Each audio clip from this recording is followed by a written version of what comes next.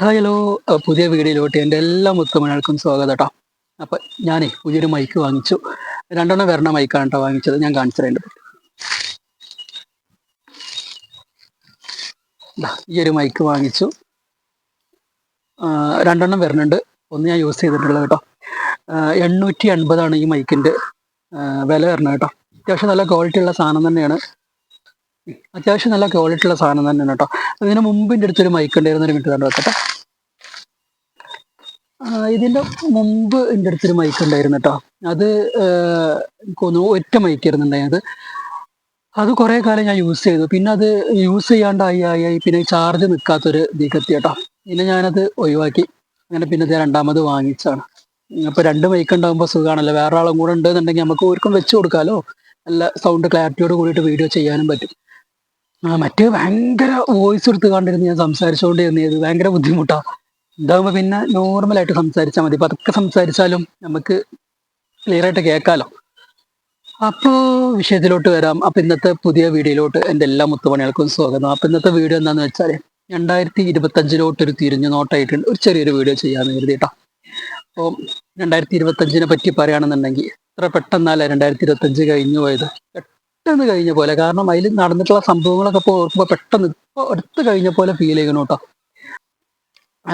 അതിൽ പറയുകയാണെന്നുണ്ടെങ്കിൽ നല്ലതും നല്ലതല്ലാത്തതായിട്ടുള്ള ഒരുപാട് കാര്യങ്ങൾ നടന്നിട്ടുള്ള വർഷമാണ് ഈ 2025. എനിക്ക് തോന്നുന്നു നല്ലതിലേറെ കൂടുതൽ നടന്നിട്ടുണ്ടാവുക നല്ലതല്ലാത്ത കാര്യങ്ങളേ കാരണം നടന്നിട്ടുണ്ടാവുക.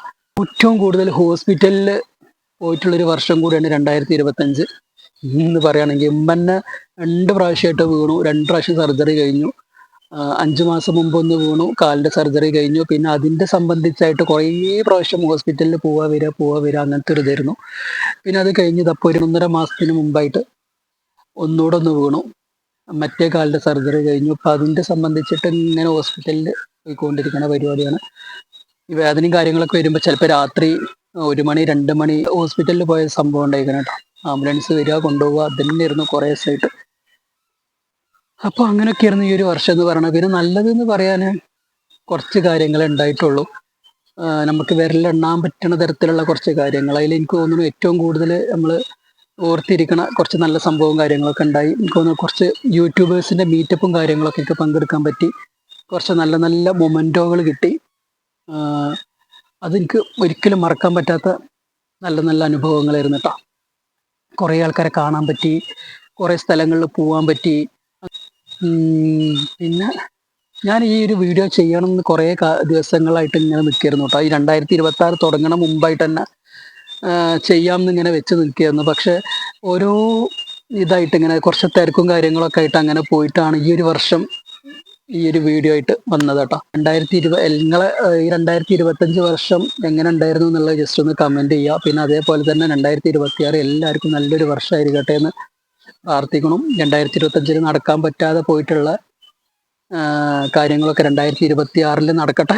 നല്ല നല്ല കാര്യങ്ങൾ നടക്കട്ടെ. നല്ലതല്ലാത്ത കാര്യങ്ങൾ നടക്കാണ്ടിരിക്കട്ടെ. പ്രത്യേകിച്ച് ഹോസ്പിറ്റൽ കാര്യങ്ങളൊന്നും ഇല്ലാണ്ടിരിക്കട്ടെ.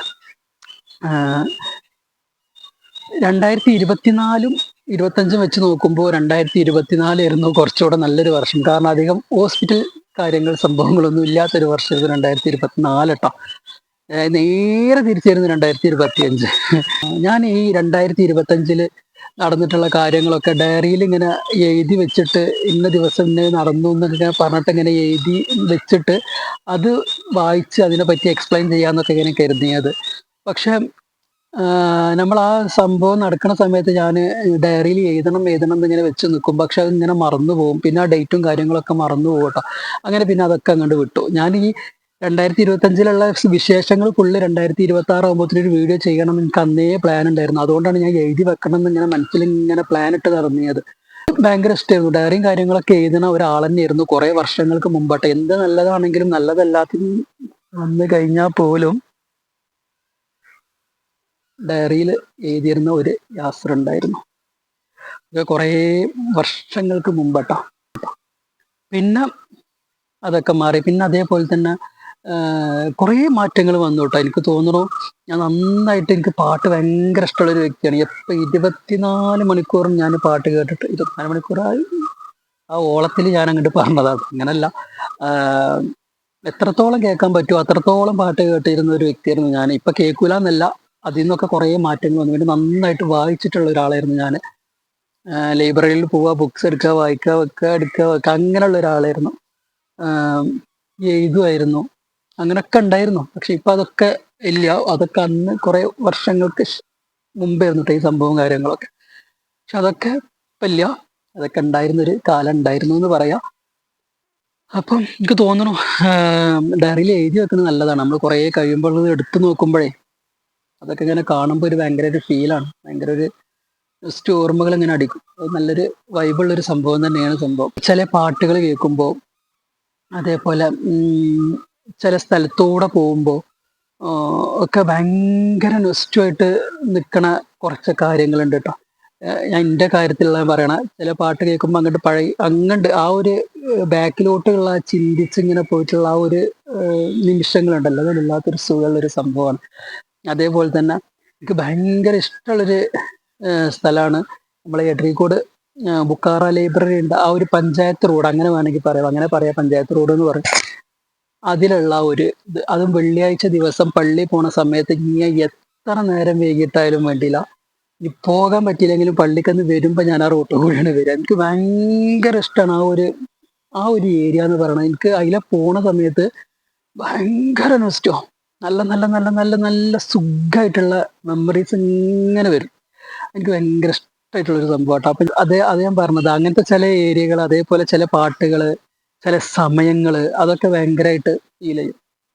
ഞാൻ പറഞ്ഞു വേറെ റോഡൊക്കെ എത്തിയല്ലേ, 2025 പറ്റി പറയാൻ വന്നിട്ട് ഞാൻ പറഞ്ഞു വേറെ അങ്ങോട്ടോ പോയി. അപ്പൊ അത്രേ ഉള്ളൂ. അപ്പൊ ഈ ഒരു കുറച്ച് കാര്യങ്ങൾ ഇങ്ങനെ പറയാന്ന് കരുതിയിട്ടാണ് ഞാൻ വന്നത്.